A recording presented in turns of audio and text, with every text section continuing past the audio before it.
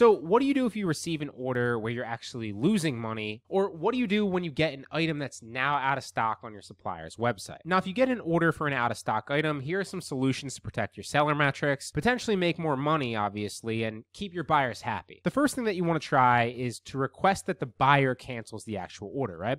Inform the buyer that the item's out of stock, or you could say that you have one left, but it's damaged, and ask if they wouldn't mind canceling that order. Most buyers will be grateful that you told them it was damaged. They won't want to receive something that's actually damaged, and they'll then agree to cancel. Now, this is going to prevent it from affecting your seller metrics. The next thing that you might want to try is just find an alternate supplier, right?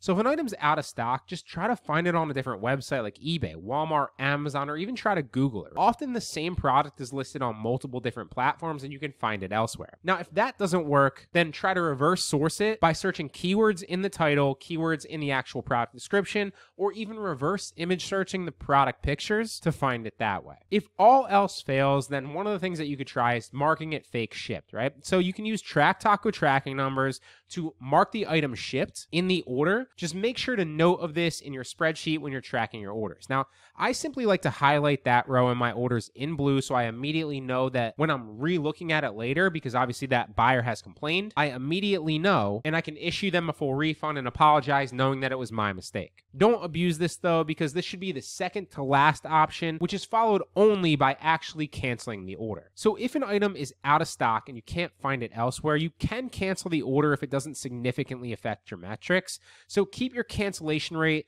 under 5% ideally across all platforms. You also don't want to abuse this as well. This should be your last option along with balancing fake shipping orders. Make sure you're not doing too much of either one though. And fifth and finally, you might want to just try to ship something similar that's cheap that you already have often and could be returned from inventory that maybe you have already that was returned previously and now you can just get rid of it. It could be something from around the house, ideally something similar. And the reason that this works so well is because it looks like you just sent the wrong item, which then obviously you let them return it, and then you can either keep that item or you can return it as well, right? So it prevents you from dinging your metrics for canceling an order while still finding a solution, so ultimately they just return it anyway and you don't get dinged for that cancel. I do this frequently on Poshmark and Mercari, but I wouldn't abuse it on Facebook Marketplace. If you understand the different nuances of each platform and their return rules, you'll know that generally speaking, Mercari and Poshmark handle return shipping for you, so that as long as you're not abusing this method too much, when a customer reports that they've received the wrong thing from you, you can simply say something like,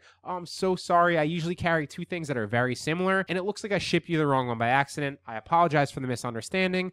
This is completely my fault," and then let them return it. This is going to make the buyer happy, the site happy, and obviously you never had to cancel the order. Now, as far as what happens when you receive an order for an item that is now not profitable, here's what you can do. So first and foremost, increase the price on your listing a decent amount so you're not running into this issue again and you're profitable on future orders if someone orders that same product again. Then if it's a large loss, you can either cancel the order, fake ship it, or ship something cheap and similar from around the house like we covered before, if your metrics can afford it, obviously, and you're not abusing this. Or if it's a small loss, you can actually just take the loss on this order, understanding that more sales will help your store long-term and improve your metrics overall, protect you from canceling other orders in the future if you want to, and that small loss will probably get buried in all the orders that you're going to receive going forward when you're profitable. Obviously, every situation is different, but I typically take losses here and there on orders where I'm losing like $5 to $15, but if I'm losing more than that, then I'll cancel, I'll fake ship it, or I'll ship something similar.